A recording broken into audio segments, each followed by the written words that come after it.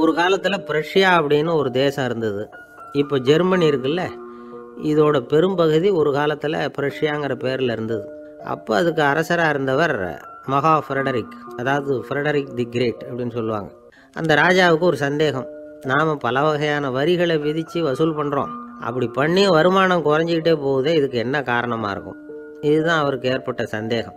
ஒரு சமயம் அந்த அரசர் தம்முடைய அமைச்சர்களையும் பிரபுக்களையும் தளபதிகளையும் கூப்பிட்டு ஒரு விருந்து வச்சார். விருந்து முடிஞ்சதும் அவங்கள பார்த்து இந்த சந்தேகத்தை கேட்டார். வரிகள் அதிகமாக விதித்து வருமானம் குறையறதுக்கு என்ன காரணம் அப்படின்னு கேட்டார். பல பேருக்கு இதுக்கு சரியாக பதில் சொல்ல தெரியல. அனுபவசாலியான ஒரு தளபதி எழுந்திருச்சார். அரசே, அது எப்படிங்கிறத இப்போ உங்களுக்கு காட்டுறேன்னார். உடனே ஒரு பெரிய பனிக்கட்டி ஒன்று தன்னுடைய கையில் எடுத்தார். அதை அப்படியும் எப்படியும் திருப்பி பார்த்தார். அப்புறம் அடுத்தவர்கிட்ட கொடுத்தார். அவரும் அதை அப்படியும் இப்படியும் திருப்பி பார்த்துட்டு அடுத்தபடியாக இருந்தவர்கிட்ட கொடுத்தார். இப்படியே இதை ஒவ்வொருத்தராக பார்த்துட்டு ஒவ்வொரு கையாக மாறி கடைசியில் மன்னர் கைக்கு போய் சேர்ந்தது. மன்னர் கைக்கு அந்த பனிக்கட்டி போய் சேர்ந்தப்போ அது கொஞ்சம் கொஞ்சமாக உருகி ஒரு பட்டாணி கடலை சைஸுக்கு ஆகிடுது. மன்னர் யோசனை பண்ணார், வரி அதிகமாக போட்டாலும் வந்து சேர்றது குறைவாக இருக்கிறதுக்கு என்ன காரணம் அப்படிங்கிறது அவருக்கு புரிஞ்சு போச்சு. காலம்தான் மாறிட்டு இருக்கே தவிர இந்த கையூட்டு வாங்குற பழக்கம் மாறினதாக தெரியல. இன்னொரு ராஜா இருந்தார். அவர் தன்னுடைய ராஜாங்கத்தில் லஞ்ச ஊழலே சுத்தமாக இருக்கக்கூடாது அப்படின்னு நினச்சார். அவர்கிட்ட பல்வேறு துறைகளுக்கும் பொறுப்பாக இருந்த பல பேரும் ரொம்ப சுத்தமாகவும் நேர்மையாகவும் இருந்தாங்க. ஒரே ஒருத்தர் மட்டும் எல்லார்கிட்டையும் லஞ்சம் வாங்கிட்டே இருந்தார். அவரை வேறு வேறு துறைகளுக்கு மாற்றி பார்த்தாரு. அந்த ராஜா என்னென்னமோ பண்ணி பார்க்குறாரு. எந்த வேலையை கொடுத்தாலும் அதுலேயும் லஞ்சம் வாங்கிறதுக்கு ஒரு வழியை உண்டு பண்ணிக்குவார் அந்த ஆள். ராஜாவுக்கு இது ஒரு பெரிய தலைவலியாக போட்டுது. இவர் என்ன பண்ணுறது, இவருக்கு என்ன வேலையை கொடுக்கறது, கொஞ்சம் கூட லஞ்சம் வாங்கிறதுக்கு சான்ஸே இல்லாத ஒரு வேலையை கொடுக்கணும் அப்படின்னு திட்டம் போட்டார். ஒரு நாள் அவருக்கு அந்த உத்தரவும் போட்டுட்டார். அதாவது அவருக்கு என்ன வேலைன்னா, கடற்கரையில் தான் அவருக்கு ஆஃபீஸ். அங்கேயே இருந்துக்க வேண்டியது. தினமும் எத்தனை கடல் அலை கரையில் வந்து மோதுது அப்படிங்கிறத கணக்கு எடுத்து ராஜாவுக்கு தெரிவிக்க வேண்டியது. இதுதான் அவருக்கு வேலை. பேசாமல் அலையை எண்ணிட்டு உட்காந்துருக்கிட்டோம், அப்போவாவது அவர் லஞ்சம் வாங்குகிற சந்தர்ப்பம் இல்லாமல் போயிடும் அவருக்கு அப்படின்னு நினச்சார் ராஜா. இந்த ஆள் கடற்கரைக்கு போய் டியூட்டியில் ஜாயின் பண்ணிக்கிட்டார். ஒரே மாதத்தில் அங்கே சொந்தமாக ஒரு பிரம்மாண்டமான மாளிகை கட்டிவிட்டார். ராஜாவுக்கு இது பெரிய ஆச்சரியமாக போச்சு. அலையை என்ற வேலையில் அந்த ஆள் எப்படி பணம் சம்பாதிச்சார் அப்படின்னு விசாரித்து பார்த்தார் அக்கம் பக்கத்தில். அந்த ஆள் என்ன பண்ணியிருக்கிறாருன்னா, கடற்கரையில் போய் பொறுப்பை ஏற்றுக்கிட்ட உடனே அங்கே இருந்த மீனவர்கள்கிட்ட எல்லாம் இந்த கரையில் வந்து ஒரு நாளில் வந்து மோதுகிற அலைகள் எத்தனை அப்படின்னு கேட்டிருக்காரு. அது எப்படிங்க தெரியும்னு இருக்காங்க அவங்க. தினமும் அந்த எண்ணிக்கை தெரியணும். நம்ம ராஜாவுக்கு தினமும் அறிக்கை அனுப்பணும், டெய்லி ரிப்போர்ட்டு. தவறுனா நீங்கள் இந்த கடலில் போய் மீன் பிடிக்கிறதுக்கு ராஜாவோட அனுமதி கிடைக்காது அப்படின்ட்டுருக்காரு. உடனே மீனவர்கள்லாம் பயந்து போயிட்டாங்க. கடலுக்கு போகிறதுக்கு அனுமதி இல்லைன்னா பட்டினி கிடக்கிறது மாதிரி ஆகிடுமே. மெதுவாக அந்த ஆளுகிட்ட போனாங்க. காதோட காதாக சொன்னாங்க, ஐயா, எங்களால் வந்து கடல் அலையை வந்து எண்ண முடியாது. தினமும் எங்களால் முடிஞ்சதை உங்களுக்கு பணமாக கொடுத்துட்றோம். நீங்கள் தான் ராஜா கிட்ட சிபாரிசு பண்ணி நாங்கள் தொடர்ந்து மீன் பிடிக்கிறதுக்கு அனுமதி வாங்கி கொடுக்கணும் அப்படின்னு வேண்டிக்கிட்டாங்க. பணம் தினமும் வந்து சேர ஆரம்பிச்சுட்டுது. பதவியில் மற்ற பதவியோட இந்த பதவி எவ்வளவோ மேல் அப்படின்னு நினச்சிட்டான் அந்த ஆள். அது மட்டும் இல்லை, தயவு பண்ணி என்னை இந்த இடத்த விட்டு மாற்றி விடாதீங்க சார் அப்படின்னு வேற கேட்க ஆரம்பிச்சிட்டானா.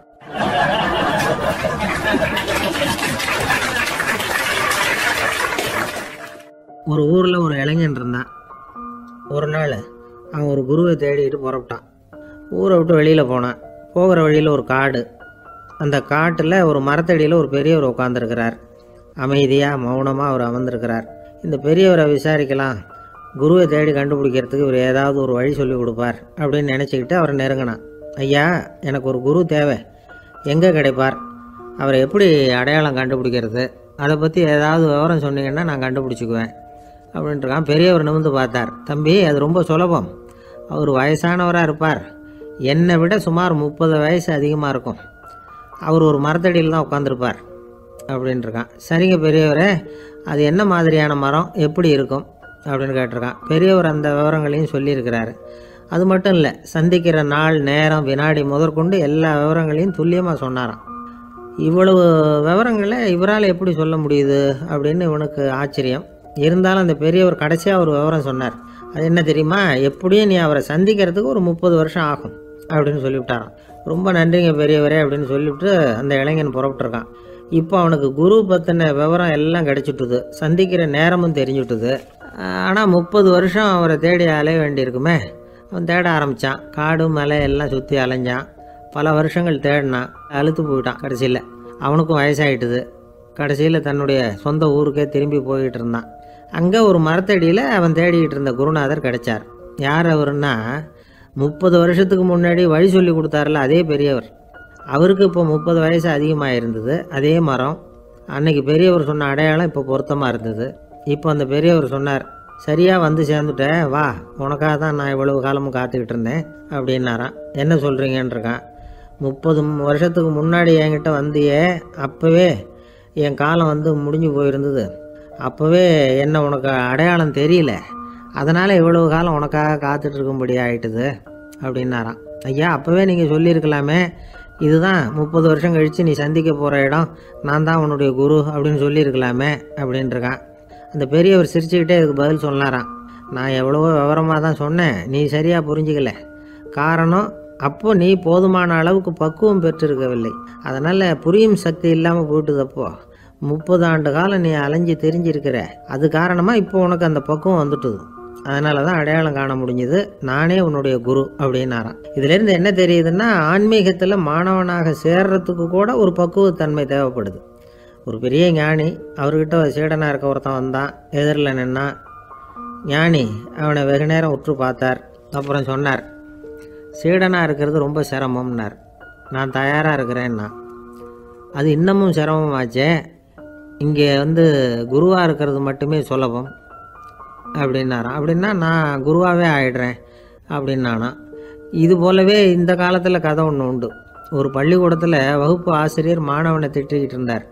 டேய், நீ 100க்கு 10 மார்க்கு தான் வாங்கிக்கிட்டு இருக்க.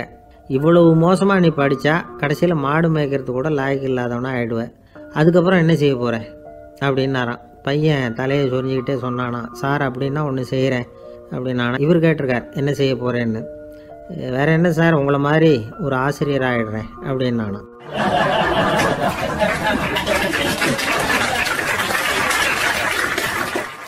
காசியில் இருக்கிற கடவுள் காசி விஸ்வநாதர், அங்கே இருக்கிற தேவி காசி விசாலாட்சி. இவங்க 2 பேரும் ஒரு நாள் பேசிக்கிட்டு இருந்தப்போ கடவுள் சொன்னார், இந்த மனிதர்களை நாம் ரொம்பவும் நம்பிக்கையோடு தான் படைச்சிருக்கிறோம். இருந்தாலும் அவங்களுக்கு தான் நம்பிக்கை இல்லை, எதுலேயும் ஒரு உண்மையான நம்பிக்கை இல்லாமல் வாழ்ந்துக்கிட்டு இருக்கிறாங்க அப்படின்னார். என்ன அப்படி சொல்கிறீங்க? அதை பாருங்கள், எவ்வளவு பேர் காசியை தேடிட்டு வந்து கங்கையில் குளிச்சுக்கிட்டு இருக்கிறாங்க.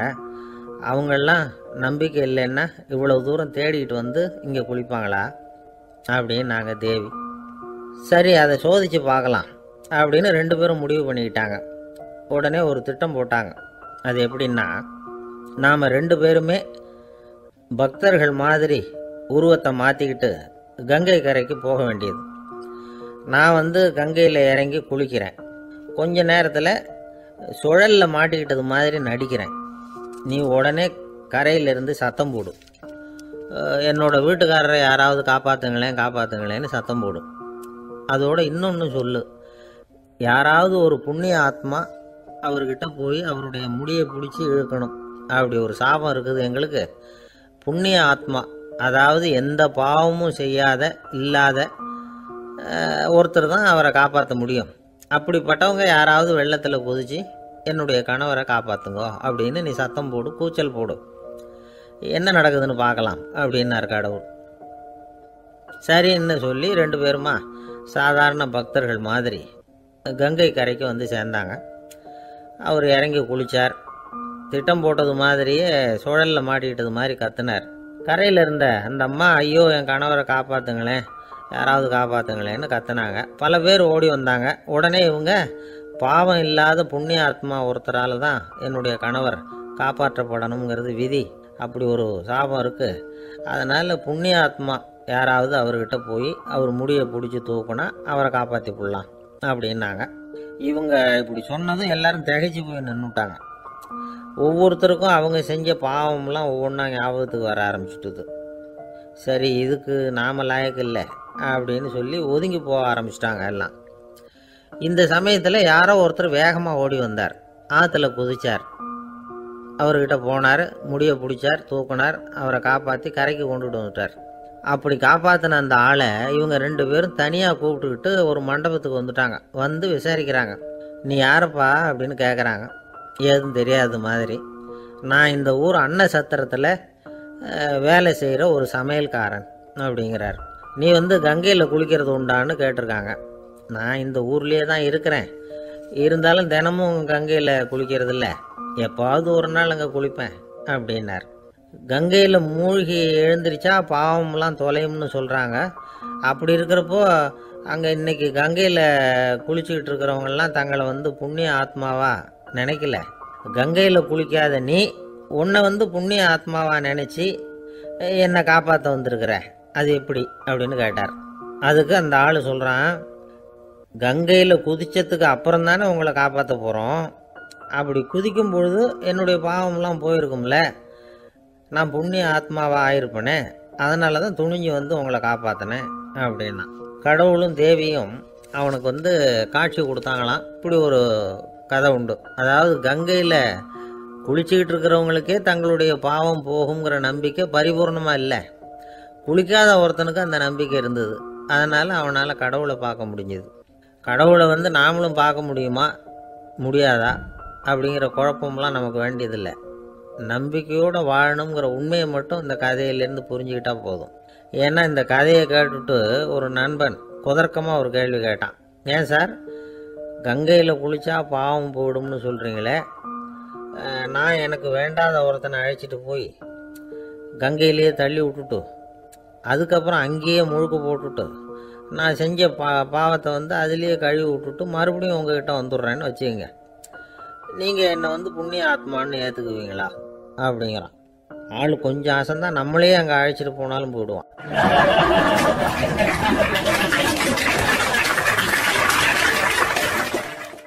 ஜவஹர்லால் நேரு பிரதமராக இருந்த சமயம் அவர் ஒரு தடவை சென்னைக்கு வந்திருக்கிறார். இங்கே சில முக்கிய நிகழ்ச்சிகளில் கலந்துக்கிறதுக்காக வந்திருந்தார். ஆளுநர் மாளிகையில் ஒரு நாள் ராத்திரி தங்கி மறுநாள் புதுடெல்லி புறப்படுறதாக ஏற்பாடு. நிகழ்ச்சிகளெல்லாம் முடிச்சுக்கிட்டு ஆளுநர் மாளிகையில் தங்கியிருக்கிறார். அன்றைக்கு இரவு படிக்கிறதுக்கு ஒரு முக்கியமான புத்தகம் அவருக்கு தேவைப்பட்டது. அந்த சமயத்தில் உலக அளவில் ஒரு முக்கியமான பொருளாதாரம் சம்பந்தமான ஒரு புத்தகம் வெளியாகி இருக்கிற விஷயம் அவருக்கு தெரியும். அந்த புத்தகம் மெட்ராஸுக்கு வந்திருக்குமா, அது இங்கே கிடைக்குமா அப்படின்னு விசாரிச்சிருக்கிறார் நேருஜி. அவர் இப்படி கேட்ட உடனே அங்கே இருந்தவங்கெல்லாம் ரொம்ப பரபரப்பாக செயல்பட ஆரம்பிச்சிட்டாங்க. முக்கியமான இடங்கள்ல எல்லாம் விசாரிச்சிருக்கிறாங்க அந்த புத்தகம் உங்ககிட்ட இருக்கான்னு. சென்னையில் உள்ள கன்னிமாரா நூல் நிலையத்துக்கு எப்படியும் அந்த புத்தகம் வந்திருக்கணும் அப்படின்னு ஒரு நம்பிக்கை. அங்கே விசாரித்தாங்க. அந்த புத்தகம் 2 நாளைக்கு முன்னாடி தான் அங்கே வந்திருக்குது அப்படிங்கிற விஷயம் தெரிஞ்சுது. உடனே எல்லோரும் அங்கே ஓடினாங்க. அவங்களுக்கு இன்னொரு சந்தேகம், புத்தகம் வந்திருக்கு சரி, அது இந்த சமயத்தில் வேறு யாரும் படிக்கிறதுக்கு எடுத்துகிட்டு போயிருக்கக்கூடாதே அப்படிங்கிற சந்தேகம் இருந்தாலும் மனசுக்குள்ளே ஒரு தைரியம். இப்படி ஒரு புத்தகம் வெளிவந்திருக்கிற விஷயமே நேருஜி சொல்லி தான் நமக்கே தெரியும். அதுவும் இல்லாமல் உலக பொருளாதாரம் சம்பந்தமான ஏதோ ஒரு புத்தகம் அது, அதை போய் இந்த நேரத்தில் அவ்வளவு ஆர்வமாக யார் எடுத்துகிட்டு போயிட போகிறாங்க அப்படிங்கிற தைரியம். இந்த தைரியத்தோடு அந்த நூல் நிலையத்துக்கு ஓடினாங்க. புத்தகத்தை தேடினா அது கிடைக்கல, யாரோ எடுத்துகிட்டு போயிருக்கிறாங்க. நேருவுக்கு மட்டுமே தெரிஞ்சிருந்த அந்த புத்தகம் பற்றின விஷயம் சென்னையில் வேற ஒருத்தருக்கும் தெரிஞ்சிருக்குது. உடனே எல்லாரும் பரபரப்பாக அந்த அதுக்குன்னு இருக்கிற ரிஜிஸ்டர் இருக்குல்ல, பதிவேடு, அதை புரட்டி பார்க்குறாங்க யார் எடுத்துகிட்டு போகிறாங்கன்னு தெரிஞ்சுக்கிறதுக்காக. எடுத்துகிட்டு போனவங்க அதில் கையெழுத்து போட்டிருப்பாங்கல்ல, அதை பார்த்து யாருன்னு தெரிஞ்சுக்கலாம் அப்படிங்கிறதுக்காக தான் அதை புரட்டுறாங்க. அதோ அந்த புத்தகத்தோட பேர் பக்கத்தில் அதை எடுத்துக்கிட்டு போனவங்க கையெழுத்து உத்து பார்க்குறாங்க எல்லாரும். அதில் போட்டிருக்குது பேர் CN அண்ணாதுரை அப்படின்னு எழுதியிருந்தது. அவர் தான் பேரறிஞர் அண்ணா. நேரு படிக்க விரும்பின ஒரு புத்தகத்தை அதே நேரம் படிக்க விரும்பின இன்னொரு தலைவர் இவர். படிக்கிறதுல அவருக்கு இருந்த ஆர்வத்தை நாம் தெரிஞ்சுக்கணும்னா அதுக்கு எவ்வளவோ சம்பவங்கள் இருக்குது. கடைசி காலத்தில் அவர் அடையார் மருத்துவமனையில் படுத்திருக்கிறார். அவருக்கு ஒரு முக்கியமான அறுவை சிகிச்சை செய்ய வேண்டியிருக்குது அவசரமாக. அமெரிக்காவிலேருந்து டாக்டர் மில்லர் வந்திருக்கிறார். அவர்கிட்ட கேட்குறார், டாக்டர் நாளைக்கே அறுவை சிகிச்சை செய்ய போகிறீங்களா அப்படின்னு. ஆமாங்கிறார் டாக்டர் மில்லர். நாளைக்கு மறுநாள் செஞ்சுக்கிறேனே அப்படின்னாரான் அண்ணா. ஏன் ஏதாவது நாள் பார்க்குறீங்களான்னு கேட்டிருக்கார். இல்லை, ஒரு புத்தகத்தை படிச்சுக்கிட்டு இருக்கிறேன், அதை நாளைக்குள்ளே முடிச்சிருவேன், அதுக்கப்புறம் நான் இறந்தாலும் கவலை இல்லை அப்படின்னாராம் இவர். அவர் தான் அறிஞர் அண்ணா. சங்ககால நூல்கள்லேருந்து சமீபத்தில் வந்த நூல்கள் வரைக்கும் எல்லாம் அவர் படிச்சிருக்கிறார். ஒரு திருமண விழாவில் அவர் பேசும்பொழுது சொன்ன விஷயம் இது. சங்க காலத்தில் காதலியை மணக்க விரும்புகிறவனுக்கு அவனுடைய தந்தை வீர சோதனைகள்லாம் வைப்பார். போய் புலிப்பல் கொண்டுக்கிட்டு வா, அப்போ தான் என் பொண்ணை கொடுப்பேன் அப்படின்னு சொல்லுவார். காதலன் உடனே காட்டுக்கு போவான், ஒரு புலியை கொன்று அதனுடைய பல்லை கொண்டுக்கிட்டு வருவான். அதை வீர பதக்கத்தில் பதிச்சு அவனுக்கு மாமனார் சூட்டுவார் கல்யாண சமயத்தில். இப்போலாம் காதலன் கிட்ட அப்படி சொல்ல முடியாது. இப்போலாம் காதலன் கிட்ட காட்டுக்கு போய் புலிப்பல் கொண்டுக்கிட்டு வான்னு யாராவது சொன்னால் புலி தான் மாப்பிள்ளையாக வந்து சேரும் அப்படின்னார்.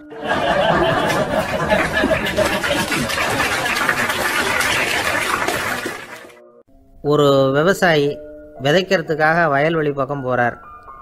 விதைகளை அள்ளி வீசினார். அப்போ என்ன ஆச்சுன்னா, சில விதைகள் வந்து பாதை ஓரத்தில் விழுந்தது, சில விதைகள் முள் செடிகள் மண்டி இருந்த புதருக்கு இடையில் விழுந்தது, சில விதைகள் நல்ல நிலத்தில் விழுந்தது. பாதை ஓரத்தில் விழுந்த விதை என்ன ஆச்சுன்னா, அதெல்லாம் பறவைகள் கண்ணில் போட்டுவிட்டுது. உடனே வந்து உட்காந்து கொத்தி தின்னுட்டு போட்டுது. அதிகமாக மண் இல்லாத பாறை பகுதியில் விழுந்த விதையெல்லாம் லேசாக வேர் விட்டு முளைக்க ஆரம்பிச்சிது. அதுக்கப்புறம் வேர் கீழேயும் ஆழமாக போக முடியல, மேலேயும் சூரிய வெப்பம் அதிகம் தாங்க முடியல, எல்லாம் காஞ்சி கருகி போட்டுது. புதர் பகுதியில் சில விதைகள் விழுந்தது இல்லையா, முள் செடிகள் காடாக மண்டி போயிருந்தது. அதனால் முளைச்சி வர்ற செடிக்கு நெருக்கடி அதிகமாக போட்டுது, சரியாக வளர முடியல, விளைச்சலும் சரியாக இல்லை. நல்ல நிலத்தில் விழுந்த விதைகள் மட்டும் நல்லா முளைச்சிது, நல்லா வளர்ந்தது, விளைச்சலும் பிரமாதமாக இருந்தது. இந்த கதையை சொல்லிவிட்டு கேட்க செவியுள்ளோர் கேட்கட்டும் அப்படிங்கிறார் இயேசு பெருமான். ஆமாம், இயேசு கடலில் நின்ற படகு ஒன்றில் உட்காந்துருக்கிறார். கடற்கரையில் ஏராளமான மக்கள் உட்காந்துருக்கிறாங்க. அந்த சமயத்தில் தான் இயேசு வந்து ஓமைகள் மூலமாக மக்களுக்கு பல உண்மைகளை சொல்லிகிட்டு இருக்கிறார். மக்கள் அந்த கதையை கேட்டுட்டு ஒன்றும் புரியாமல் முழிக்கிறாங்க.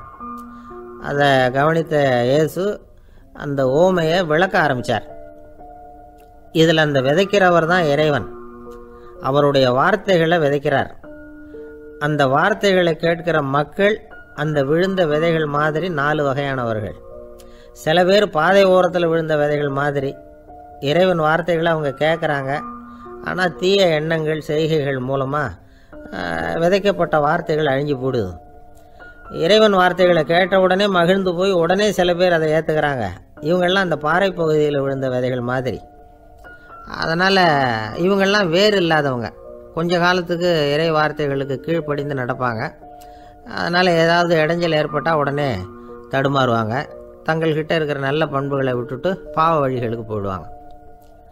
முள் செடிகளுக்கு இடையில் விழுந்த விதைகள் மாதிரி உள்ளவங்க யாருன்னா, இவங்களுக்கு உலக கவலை உண்டு, செல்வத்தின் மீது மயக்கம் உடையவர்கள், உலக ஆசைகள் இவங்களுக்குள்ளே பூந்துடுறதுனால அங்கே இருக்கிற நல்ல பண்புகள் வந்து மறைஞ்சு போயிடுது. அதனால் அவங்களும் உபயோகம் இல்லாதவங்களாக ஆயிடுறாங்க. நல்ல மனிதர்கள் நல்ல நிலத்தில் விழுந்த விதைகளுக்கு ஒப்பானவர்கள். இவங்க வந்து இறை வார்த்தையை கேட்குறாங்க, அதை ஏற்றுக்கிறாங்க, அவங்களும் நல்லபடியாக வாழ்கிறாங்க, அடுத்தவங்களுக்கும் உபயோகமாக இருப்பாங்க. இதுதான் இயேசு சொன்ன விளக்கம். நல்ல வார்த்தைகளை கேளுங்கள், நல்ல வார்த்தைகளை ஏற்றுக்கொள்ளுங்கள், அடுத்தவங்களுக்கு உபயோகமாக இருங்க. இதுதான் பெரியவங்கள்லாம் நமக்கு சொல்லுகிற உபதேசம். ஒரு அப்பா தன்னுடைய மகனுக்கு உபதேசம் பண்ணார். இதை பாருப்பா, நல்ல வார்த்தைகளை கேட்கணும், எப்போதுமே மகன் வந்து அப்பா பேச்சை கேட்குறது நல்லது அப்படின்னாராம்.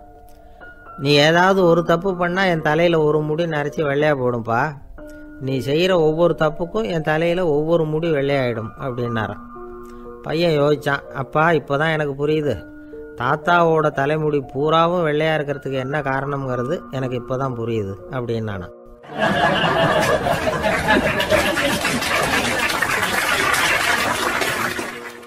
எனக்கு இது மட்டும்தான் சார் தெரியும், இதை தவிர வேற எதுவும் தெரியாது அப்படின்னு சொல்லிக்கிட்டே காலம் தள்ளுறவங்க ரொம்ப பேர்.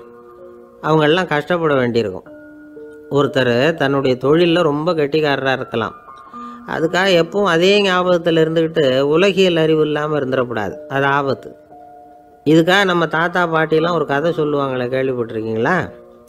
ஒரு சமயம் ஒரு 4 பேர் சேர்ந்து வெளியூருக்கு பிரயாணம் போனாங்களாம். அந்த 4 பேர் எப்படி தெரியுமா?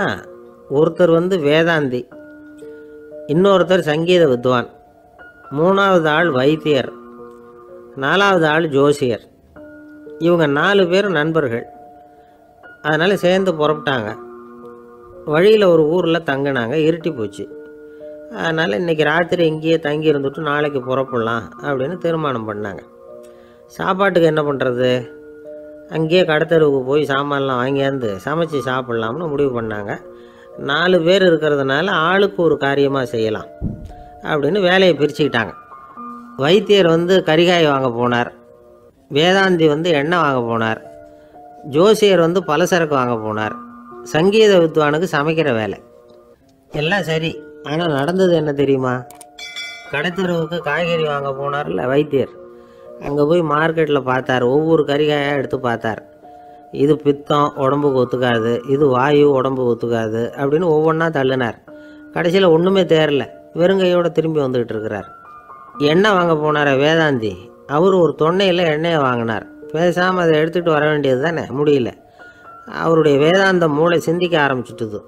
இந்த தொன்னைக்கு எண்ணெய் ஆதாரமா அல்லது எண்ணெய்க்கு தொன்னை ஆதாரமா அப்படிங்கிற ஆராய்ச்சியில் இறங்கினார்.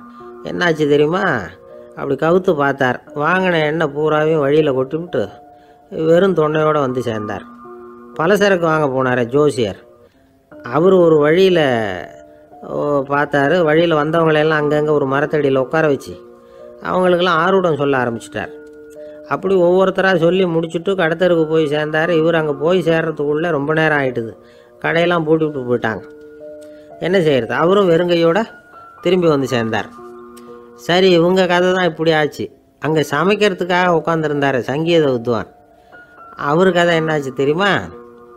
அங்கே அவர் அடுப்பை பற்ற வச்சு ஒலையை கொதிக்க வச்சார். அதாவது ஒரு பானையில் தண்ணியை ஊற்றி அடுப்பில் வச்சார். அது கொதிக்க ஆரம்பிச்சிது. தண்ணி கொதிக்கிற சத்தம் இருக்குதுல்ல, அது இவருக்கு தாளம் போடுறது மாதிரி இருந்தது. ஒரே குஷி. பாட ஆரம்பிச்சிட்டார். பாடிக்கிட்டே உற்சாகமாக கையில் இருந்த கரண்டியால் அந்த பானையில் தட்டினார், தாளம் போடுறதா நினச்சிக்கிட்டு. அவ்வளவுதான், பானை பட்டுன்னு உடஞ்சி போச்சு. தலையில் கையை வச்சுக்கிட்டு அவரும் உட்காந்துட்டார். எந்த தொழில் தெரிஞ்சாலும் சரி, அதை புத்திசாலித்தனமாக பயன்படுத்த தெரியலன்னா ஆபத்து தான். அதுக்காக தான் இந்த கதை. ஒரு பஸ்ஸு டிரைவர் ரொம்ப கெட்டிக்காரரு. பஸ்ஸை ரொம்ப திறமையாக ஆபத்து இல்லாமல் ஓட்டினதுக்காக பரிசுலாம் வாங்கினவர். அவரே ஒரு படகு ஓட்டுறதுக்காக அழைச்சிட்டு போயிருக்கிறாங்க, மோட்டார் படகு. அதையும் ரொம்ப திறமையாக தான் ஓட்டிகிட்டு போயிருக்கிறாரு. நடுக்கடலில் போனதும் படகு நின்று போச்சு. மோட்டாரில் ஏதோ கோளாறு.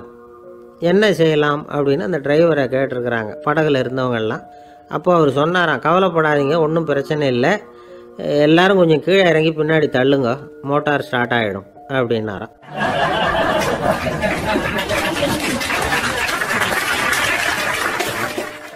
இமயமலை அடிவாரத்தில் ஒரு மடம். அங்கே ஒரு சன்னியாசி இருந்தார்.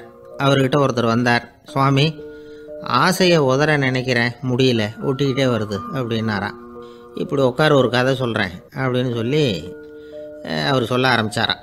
அவர் சொன்ன கதை என்னென்னா, ஒரு ஊரில் ஒரு ஆள் இருந்தான். அவன் பேர் குப்புசாமி. அவன்கிட்ட எப்பவும் ஒரு பழைய தொப்பி இருக்கும், விடவே மாட்டான். அதனால் அவனை எல்லோரும் தொப்பி சாமி அப்படின்னு தான் கூப்பிடுறது வழக்கம். ஒரு புது தொப்பி வாங்கிக்கப்படாதாப்பா அப்படின்னு நண்பர்கள்லாம் சொல்லி பார்த்தாங்க. பணத்துக்கு எங்கே போவேன் அப்படின்னு விட்டானா. பணம் வச்சுருக்கான், செலவு பண்ண மனசு வரல. மகா கஞ்சன். பழைய பாட்டில்கள்லாம் வாங்கி விற்றுக்கிட்டு இருந்தான்.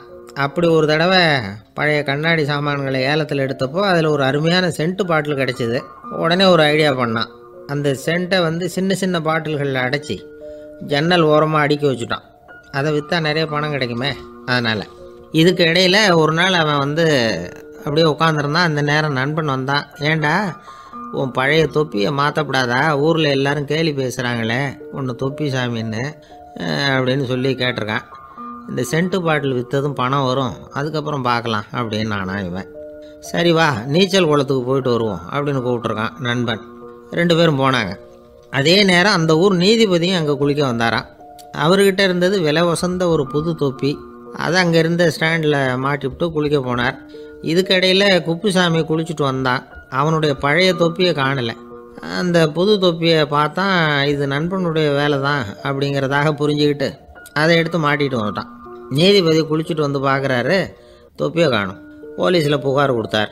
அவங்க தேடினாங்க. ஒரு மூலையில் பழைய தொப்பி கிடச்சிது. அடடா, இது நம்ம குப்புசாமியோட தொப்பி இல்லையா அப்படின்னு ஒருத்தன்.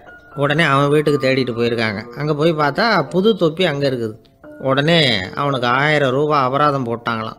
அவன் பணத்தை கட்டிவிட்டு ரொம்ப எரிச்சலோடு வீட்டுக்கு வந்தான். பழைய தொப்பி கண்ணில் பட்டது. மறுபடியும் உன்னால் தானே எனக்கு 1000 ரூபா நஷ்டம் அப்படின்னு சொல்லி அதை எடுத்துக்கிட்டு அப்படி போயிருக்கான். அந்த ஊர் குளத்தில் வீசி எரிஞ்சிட்டு வந்துட்டான். அது மீன் பிடிக்கிற ஒருத்தன் கையில் சிக்கிச்சு.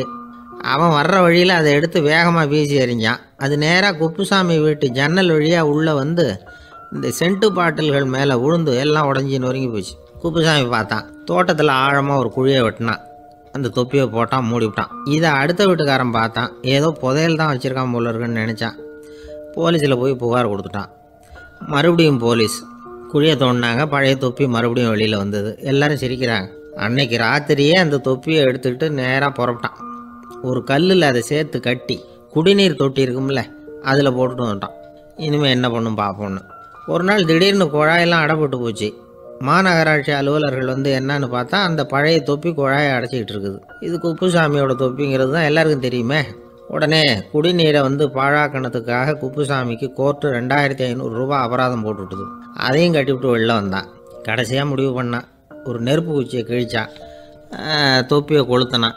எரிஞ்சுது. எடுத்து வெளில எரிஞ்சான். கொஞ்ச நேரத்தில் தீ அணைப்பு படம் வந்துட்டுது. ஆமாம், இவன் எடுத்து எரிஞ்சது வெளியில் விழுந்து வீட்டு கூரையே பற்றிக்கிட்டு எரிய ஆரம்பிச்சுட்டுது. அவனோட பணத்தாசையும் அதோடு சேர்ந்து எரிஞ்சு போச்சான். இப்படி ஒரு கதை. இந்த கதையை சொல்லி முடித்தார் அந்த இமயமலை அடிவாரத்தில் இருந்த சன்னியாசி. இப்போ அந்த குப்புசாமி எங்கே இருக்கிறான்னு கேட்டார் எதிரில் இருந்தவர். இதோ உன் எதிரிலே இருக்கிறான், நான் தான் அந்த குப்புசாமி அப்படின்னாரான் அந்த சன்னியாசி. அந்த குப்புசாமி கிட்ட இருந்தது மாதிரி ஒரு பழைய தொப்பி நம்ம ஒவ்வொருத்தர்கிட்டையும் உண்டு. அதை எப்படி தொலைக்கிறதுன்னு தெரியாமல் தடுமாறிக்கிட்டு இருக்கிறோம். அது என்ன தொப்பிங்கிறீங்களா? அதுதான் நம்மை சூழ்ந்திருக்கிற மாயை அப்படிங்கிறார் சுவாமி சின்மயானந்தர். மெய்ஞானம் கிடைக்கிறப்போ மாயை வந்து எரிஞ்சு போகும் அப்படிங்கிறது அவருடைய கருத்து. நம்மால் ஒருத்தர் வேகமாக ஓடி வந்தார். காலில் மாட்டியிருந்த பழைய செருப்பு ரெண்டையும் ஆவேசமாக தூக்கி ஒரு கிணத்துல போட்டுட்டு வெறுங்காலோடு நடந்து வந்துக்கிட்டு இருக்கிறார். ஏன் அப்படி பண்ணீங்க அப்படின்னு கேட்டோம். அந்த செருப்புக்கு சொந்தக்காரன் வந்து பின்னாடி வந்துக்கிட்டு இருக்கிறான், அதனால் அப்படி பண்ணேன் அப்படிங்கிறார் இவர்.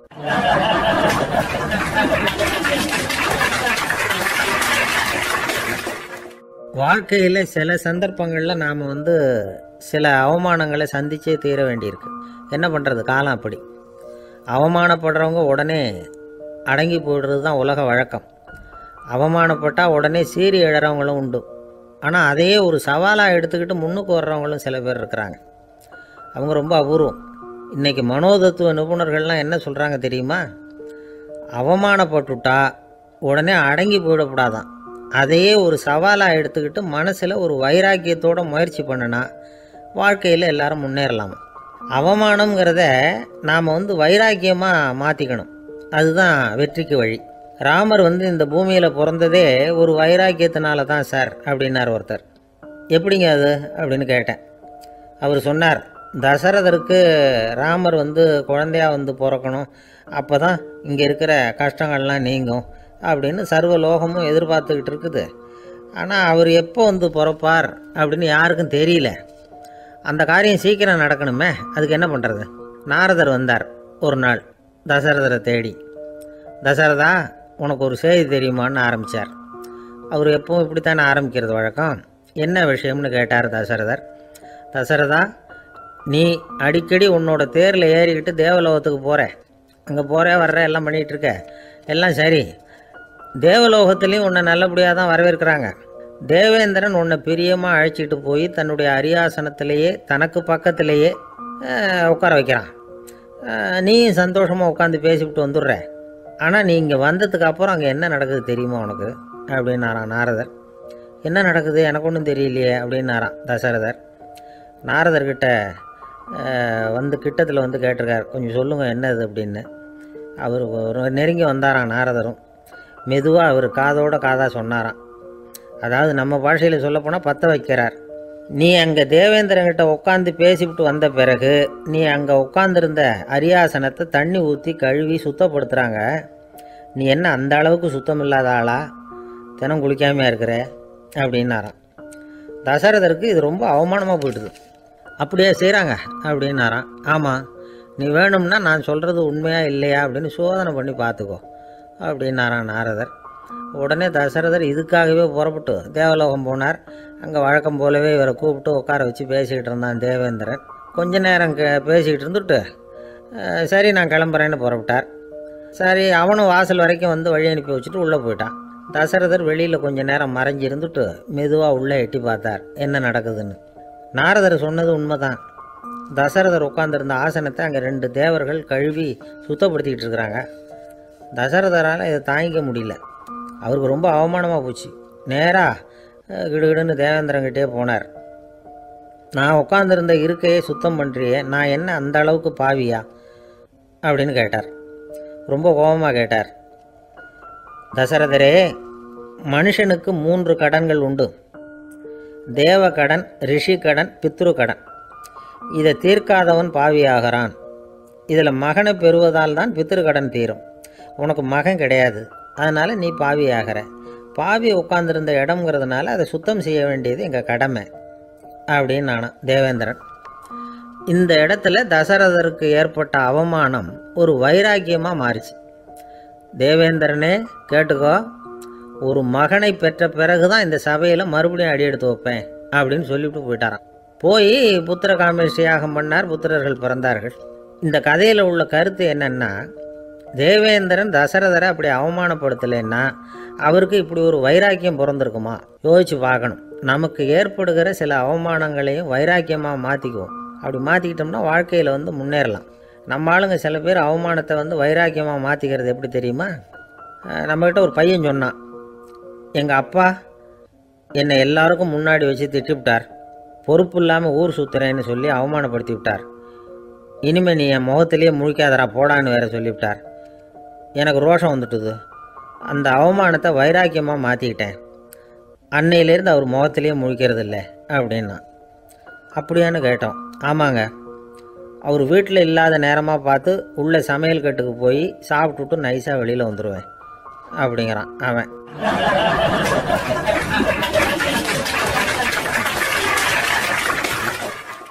ஒரு கடைக்கு போனேன். 5 ரூபா பணத்தை எடுத்து கொடுத்தேன். ஒரு தினசரி பத்திரிகையை கேட்டேன். அவர் உடனே அங்கே அடுக்கி வச்சுருந்த பத்திரிகையில் ஒன்று எடுத்து என் கையில் கொடுத்தார். வாங்கிக்கிட்டேன். மீதி பணத்தை எடுத்தார். அதையும் என் கையில் கொடுக்கணும்ல, கொடுக்கல. எதிரில் இருந்த பலகையில் வச்சு எடுத்துக்க சொன்னார். எப்பவும் அவர் அப்படி தான் பண்ணுவார். நானும் எடுத்துக்கிட்டு வந்துடுவேன். இவர் ஏன் இப்படி பண்ணுறாருங்கிறது எனக்கு ரொம்ப நாளாக ஒரு சந்தேகம். ஒரு நாள் அவர்கிட்டயே இதை கேட்டுவிட்டேன். ஏங்க, நீங்கள் உங்கள் கடைக்கு வந்து பொருள்கள் வாங்குறவங்களுக்கு நீங்கள் பாக்கி சில்லறையை கொடுக்குறப்போ பலகையில் வச்சு விட்றீங்க, கையில் கொடுக்க மாட்டேங்கிறீங்களே, ஏன் அப்படின்னு கேட்டேன். காசை கையில் கொடுத்தா நம்மக்கிட்ட இருக்கிற லட்சுமி போயிடுவா சார் அப்படின்னார். அதாவது பணம் செலவாயிடும் அப்படின்னு அர்த்தமா. இன்னொரு நண்பர், அவர் ஒரு நாள் வழக்கத்துக்கு மாறாக ரொம்ப சோகமாக உட்காந்துருக்கிறார். ஏங்க என்னாச்சு, ஏன் இப்படி கப்பலே கவிழ்ந்தது மாதிரி உட்காந்துருக்குறீங்க அப்படின்னு கேட்டேன். கப்பலே கவிழ்ந்திருந்தா கூட நான் இப்படி கவலைப்பட மாட்டேன் சார், வேற ஒன்று நடந்து போச்சுன்னார். என்னன்னு கேட்டேன். என் உச்சந்தலையில் பல்லி ஒன்று விழுந்துட்டுதுன்னார். அதுக்காகவா இப்படி அப்படின்னு ஆச்சரியப்பட்டேன். ஆமாங்க, பல்லி உச்சந்தலையில் விழுந்தால் பலன் என்னன்னு பஞ்சாங்கத்தில் பார்த்தேன், மரணம்னு போட்டிருக்கு அப்படின்னு சொல்லிவிட்டு அவர் தொடர்ந்து கவலைப்பட ஆரம்பிச்சிட்டார். இப்படியும் ஒருத்தர், என் கூட வேலை பார்க்குற ஒருத்தர் எப்படி தெரியுமா, தினமும் வலது காலை வச்சு தான் ஆஃபீஸுக்கு உள்ளே நுழைவார். என்னைக்காவது தவறுதலாக இடது காலை வச்சு உள்ளே வந்துட்டார்னா அன்னைக்கு பூரா மனசு சங்கடப்படுவார். எந்த வேலையும் சரியாக ஓடாது. கேரம் போர்டு ஆடுற ஒருத்தர் எப்போ ஆட உட்காந்தாலும் ஸ்ட்ரைக்கரை கை தவறி கீழே விடுற மாதிரி பண்ணி அதுக்கப்புறம் அதை எடுத்துக்கிட்டு ஆட உட்காருவார். ஏன்னா எப்போவோ ஒரு தடவை நிஜமாகவே அது வந்து கை தவறி கீழே விழுந்திருக்குது. அன்னைக்கு பிரமாதமாக ஜெயிச்சுட்டார். உடனே ஒரு முடிவுக்கு வந்துட்டார், கை தவறுனா லாபம் அப்படின்னு. அதுக்கப்புறம் அதையே பழக்கமாக்கிக்கிட்டார். பூனை குறுக்க போனால் சகனம் சரியில்லைன்னு நினைக்கிறவங்க உண்டு. ஆனால் ஒருத்தர் எப்படி தெரியுமா, அவர் வெளியில் கிளம்புற சமயம் பக்கத்து வீட்டு ரேடியோவில் மியாவ் மியாவ் பூனைக்குட்டின்னு பாட்டு சத்தம் கேட்டால் கூட போதும், சகனம் சரியில்லைன்னு பிரயாணத்தை கேன்சல் பண்ணிவிடுவார். இப்போ இவ்வளவும் எதுக்கு சொல்கிறோம்னா, அளவுக்கு மீறின சகுன நம்பிக்கைகள் இருக்குது பாருங்கள், இதோட பயமும் சேர்ந்துக்கிட்டதுன்னு வச்சுக்கோங்க, இது ஒருத்தருடைய மனநிலையை பாதிச்சிடும். இது வந்து உளவியல் நிபுணர்கள் சொல்கிற கருத்து. வாழ்க்கையே தடுமாற வச்சிரும். பாதுகாப்பு இல்லாத உணர்வு, ஒரு விதமான டிப்ரெஷன் மனநிலை, இதெல்லாம் தான் இதுக்கு காரணமாக அமையலாம். சில பேர் காய்கறி நறுக்க கத்தியை கையில் எடுத்தால் கூட நேரம் சரியாக இருக்கா அப்படின்னு பார்த்துட்டு தான் வேலையை ஆரம்பிக்கிறது வழக்கம். அறிவு தான் மனசுக்கு வாத்தியாராக இருக்கணும். அப்போ தான் வாழ்க்கை வந்து நிம்மதியாக இருக்கும். அறிவு வந்து மனசு சொல்கிறபடியெல்லாம் கேட்க ஆரம்பிச்சுட்டுதுன்னா இடைஞ்சல் தான். ஒருத்தருக்கு 7ஆம் நம்பர் தான் ராசியான நம்பரான். 7ஆம் தேதி தான் எந்த காரியத்தையும் ஆரம்பிப்பாராம். 7 எழுத்து வர்றது மாதிரி பேரை மாற்றி வச்சுக்கிட்டார். 7 மணிக்கு தான் தினமும் எழுந்திருப்பார். 7ஆம் நம்பர் வீட்டில் தான் குடியிருக்கார். கல்யாணம் கூட 7ஆம் தேதி தான் பண்ணிக்கிட்டார். அவர் ஒரு நாள் குதிரை பந்தயத்துக்கு போனாராம். குதிரையோட பேரையெல்லாம் பார்த்தார். ஒரு குதிரையோட பேர் 7 எழுத்தில் அமைஞ்சிருந்தது. 7 தானே இவருக்கு அதிர்ஷ்ட நம்பர். அதனால் உடனே அது பேரில் பணத்தை கட்டினார். பந்தயம் நடந்தது. என்ன சார் ஆச்சுன்னு கேட்டாங்க.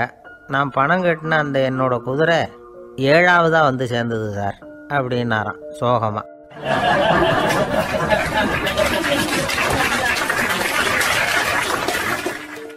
ஒரு ஊரில் ஒரு ராஜா இருந்தார். அவர் ஒரு பூனை வளர்த்தார். ரொம்ப செல்லமாக அவர் அந்த பூனையை வளர்த்தார். அவர் என்ன பண்ணுவார் தெரியுமா? இரவு நேரத்தில் அந்த பூனையோட தலையில் ஒரு விளக்கை வச்சுருவார். அந்த பூனை ரொம்ப ஜாக்கிரதையாக அந்த விளக்கு கீழே விழுந்துடாமல் பார்த்துக்கும். தலையை ஆட்டாமல் ரொம்ப நிதானமாக ராஜா பின்னாடி நடந்து போய்கிட்டே இருக்கும். அந்த விளக்கு வெளிச்சத்தில் எல்லா வேலைகளையும் செஞ்சுருவார். கையில் ஒரு விளக்கை தனியாக எடுத்துகிட்டு போக வேண்டிய அவசியமே இல்லை. விளக்கை தூக்கிட்டு போகிற வேலையை அந்த பூனை பார்த்துக்கும். அதனால் ராஜாவுக்கு அந்த பூனை மேலே ரொம்ப பிரியம். மந்திரிகளையெல்லாம் கூப்பிட்டு அவங்கக்கிட்ட சொல்லுவார், பார்த்தீங்களா இந்த பூனை எவ்வளவு விசுவாசமாக நடக்குது, என் பேரில் எவ்வளவு மரியாதை பார்த்தீங்களா அதுக்கு அப்படிம்பார். இதை கேட்டுவிட்டு அங்கேருந்து அமைச்சர்களில் ஒருத்தர் சொன்னார், மன்னா நீங்கள் சொல்கிறது சரிதான், இருந்தாலும் இந்த பூனையோட விசுவாசத்தை நாம் கொஞ்சம் சோதித்து பார்க்க வேண்டியிருக்கு அப்படின்னாராம். சரி, உங்கள் ஆசையை ஏன் கெடுக்கணும், நல்லா சோதித்து பாருங்கள் அப்படின்னு சொல்லிவிட்டார் ராஜா. உடனே அந்த அமைச்சர் என்ன பண்ணார் தெரியுமா? எங்கேயோ புறப்பட்டு போனார். ஒரு 5-6 எலிகளை பிடிச்சிட்டு வந்தார். அரண்மனையில் ராஜா ஏதோ வேலை பார்த்துக்கிட்டு இருக்கிறாரு. பக்கத்தில் அந்த பூனை ரொம்ப பணிவாக நின்றுக்கிட்டு இருக்குது. அது தலையில் விளக்கு எரிஞ்சிக்கிட்டு இருக்கு. அமைச்சர் தான் பிடிச்சிட்டு வந்த எலிகளை அந்த பூனை பார்வையில் படுறது மாதிரி எதிரில் விட்டார். அந்த எலிகள்லாம் அங்கேயும் இங்கேயும் ஓட ஆரம்பிச்சிது. அதை பார்த்தது பூனை. அவ்வளவுதான்.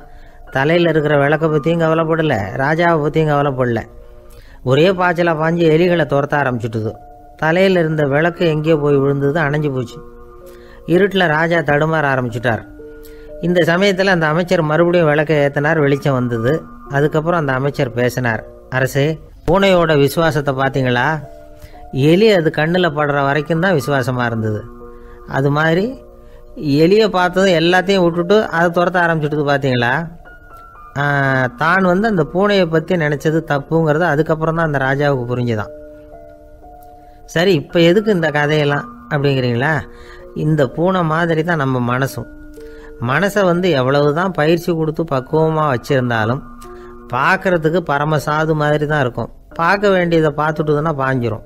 இந்த பூனை மாதிரி புலன் இன்ப பொருள்கள் கிட்டாத வரைக்கும் மனம் அடங்கி இருக்கிறது மாதிரி தான் தெரியும். கொஞ்சம் வாய்ப்பு கிடைச்சாலும் அது குதிக்க ஆரம்பிச்சிடும், தப்பு பண்ண ஆரம்பிச்சிடும். பெரிய பெரிய முனிவர்கள் வாழ்க்கையில் நடந்த வீழ்ச்சி இதை தான் நிரூபிக்குது. புலன்களின் ஆற்றல் அதிகம். அதனால் மனக்கட்டுப்பாடு பயிற்சிகளில் ரொம்ப எச்சரிக்கையாக இருக்கணுங்கிறார் சுவாமி சிவானந்தர்.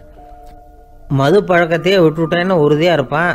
கடை கண்ணில் பட்டுவிட்டதுன்னா கால் அவனை கேட்காமலே இழுத்துக்கிட்டு உள்ளே போயிடும். இதுதான் மனசுங்கிறது.